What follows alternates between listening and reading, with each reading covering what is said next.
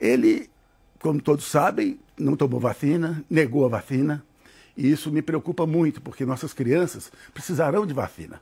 Imagine um prefeito que não olha para a vacina, não atende a vacina. Me preocupa muito.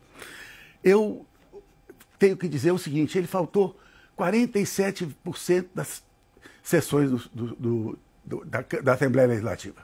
Você, trabalhador, se você faltasse metade do dia de trabalho do seu emprego, o que aconteceria com você? Você teria sido demitido? Ou se não pudesse ser demitido, teria o seu salário cortado? Essa que é a minha pergunta. Esse que é o ponto que eu queria fazer. É uma comparação entre a experiência e a inexperiência, o trabalho e o não trabalho. Isso nós precisamos de fazer.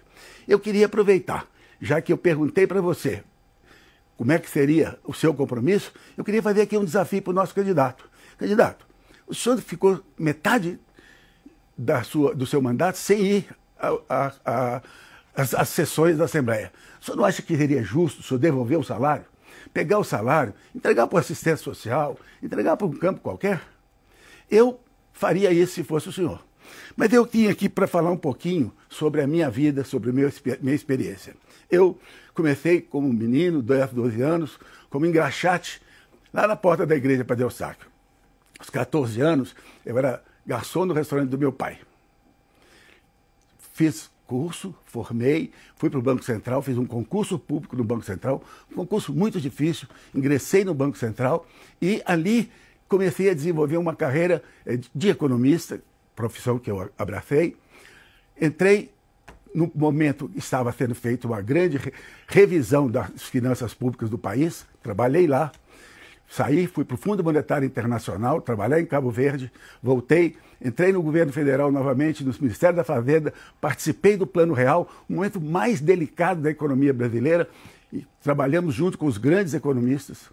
Saí, fui ser vice-ministro da Casa Civil do presidente Fernando Henrique, fui presidente da Brasil Prev em São Paulo e vim para Belo Horizonte, com saudade da minha terra, e fui ser secretário da Fazenda do primeiro mandato do governo de Minas Gerais. Trabalhei muito. Fui secretário que cheguei no momento em que as finanças estavam caos.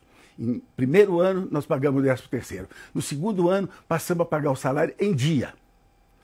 E isso foi a minha trajetória. Depois fui secretário de Obras, depois fui secretário de Copa do Mundo, depois fui presidente da Gasmig e, finalmente, fui ser secretário da Fazenda de Belo Horizonte. Trabalhei muito, organizei as finanças de Belo Horizonte, fui convidado para ser vice-prefeito e assumi como vice-prefeito. Fiquei lá até o Calil se candidatar a prefeito, a governador e sair deixando o cargo para mim. Estou há 2 anos e meio, trabalhando muito, dedicando muito para as populações de Belo Horizonte, para cuidar das pessoas. Esse é o meu grande desafio, trabalhar em prol das pessoas, ajudar melhorar a vida de cada um. É isso que eu tenho feito. Essa é a minha trajetória. Muito rapidamente, eu sei que o tempo não é muito grande, mas é isso que eu gostaria de mostrar para vocês. Eu tenho uma história, 55 anos de serviço dedicado ao serviço público brasileiro.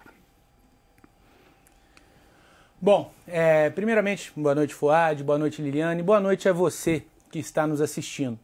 Como vocês podem ver, o prefeito tenta aqui passar uma imagem de que faz uma gestão muito boa e denegrir a minha trajetória, denegrir o meu trabalho, só que isso não vai funcionar, prefeito.